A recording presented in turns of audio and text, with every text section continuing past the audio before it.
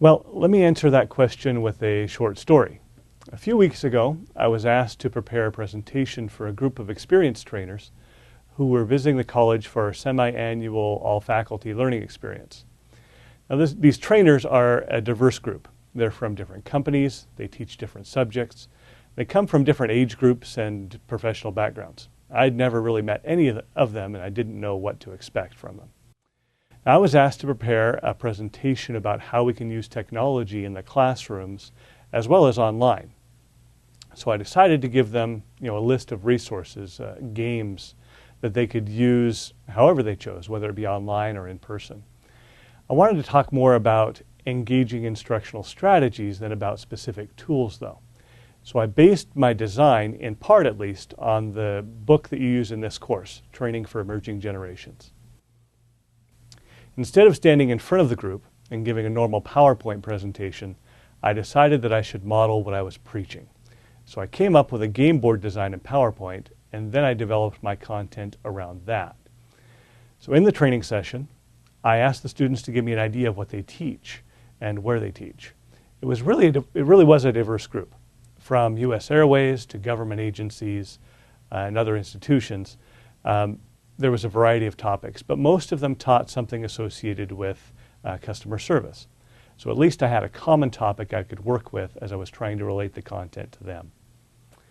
None of them really knew what was coming when they walked in the door, other than they were going to have a presentation about engaging students and using technology. Now, the game consists of 5 main topics with 5 subtopics each, kind of like a Jeopardy board. Now, you might recognize some items on this list since they came from the book you use in this course, plus another book called Brain Rules. So the game is meant to be interactive and team-based. So each subtopic has a task associated with it that must be completed for team points. At a minimum, each one requires reflection and interaction and then a report out from the group. There's a variety of media involved in this. Because this was in person, I had books set around the tables in the room. There were videos online. There was, the audio, which was just my voice talking. And then some internet games and search activities that they could do with laptops that were sitting right in front of each of the participants. So I showed them this topic screen that you see now for a few seconds. And I asked if they wanted to choose from this list of topics, or if they wanted to play for points. And I showed them this screen that had all of the topics covered up, or the subtopics at least, covered up with the points. They chose the known topics, which was really understandable for the circumstances. They didn't know what they were coming in to see or to participate in as they started the training. Now, if you use this game as a review or with a group that knows what's coming, the points option might be a little bit more appropriate and possibly more popular. But giving the students the option is one of those keys that helps to engage them in what they're learning. Once we made that decision on how the game would be played, I split the students into 4 groups, about 4 people each.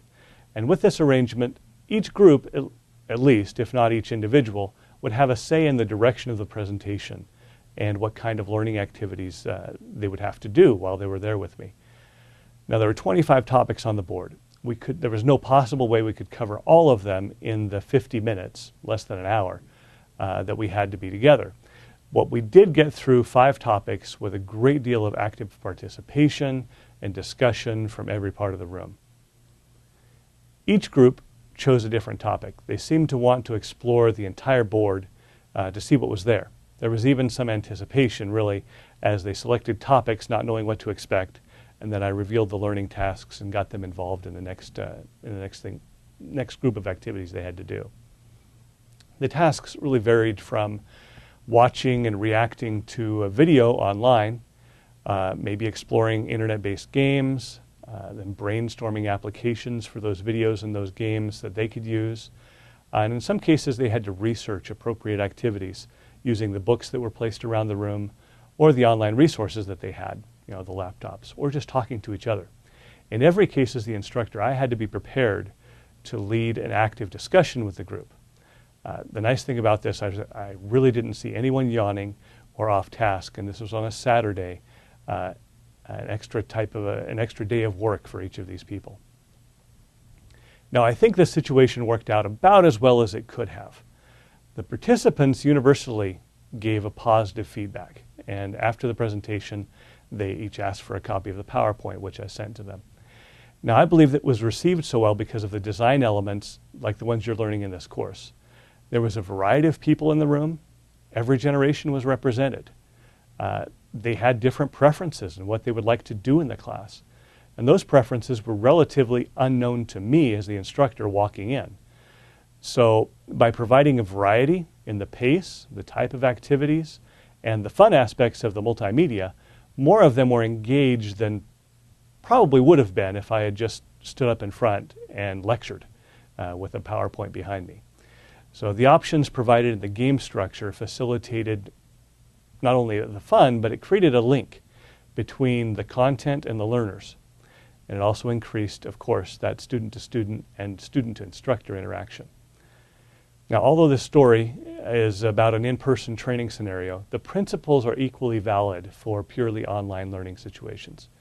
If you give students options, variety, and you keep the pace moving, you'll find they'll be more engaged.